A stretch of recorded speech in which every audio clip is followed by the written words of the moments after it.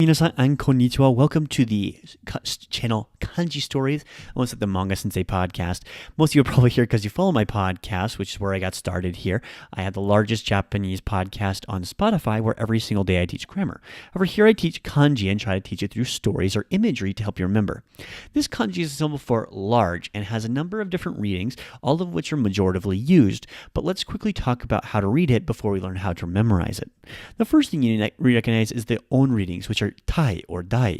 Both of these are used, and both these imply something large. Like when you say daisuki, that you love something so much instead of just ski, it implies you have a large like for it. And the on reading, the kun reading, which is o.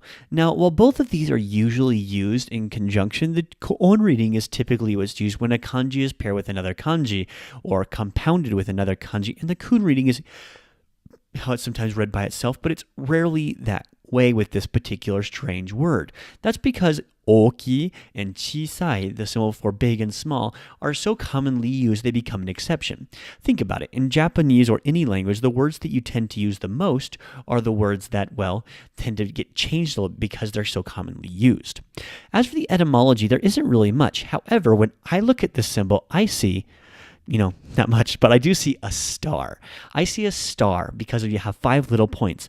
And though a star is just this little tiny symbol, it's actually a giant ball of gas spiraling thousands of miles away that could eat you alive. And when you think about it, it's the sun. It's actually a sun out there, a little tiny star. So when I think of this, it may look small on paper, but it's actually oki. It's actually really big. With that, let's look at some common words. So the common words include oki, big or large. Other words include things like taisetsu. Tai in this case is the on reading, followed by setsu. Setsu is or kiru is the symbol to cut, but it's a very important thing. If you get cut by it, you die. It's super important. And lastly is daigaku. Daigaku is university, as in a big learning opportunity or a big school. With that, though, I will sign off. Thank you so much for listening to this show, and I really do appreciate it. Please comment down below how you remember this kanji and how you remember the individual readings. Also, like this video and share it with somebody, or just the channel with someone who's interested in learning Japanese. Hopefully we can help them learn too, and all learn together, because it's through making mistakes and it's through these kinds of things that we actually learn Japanese.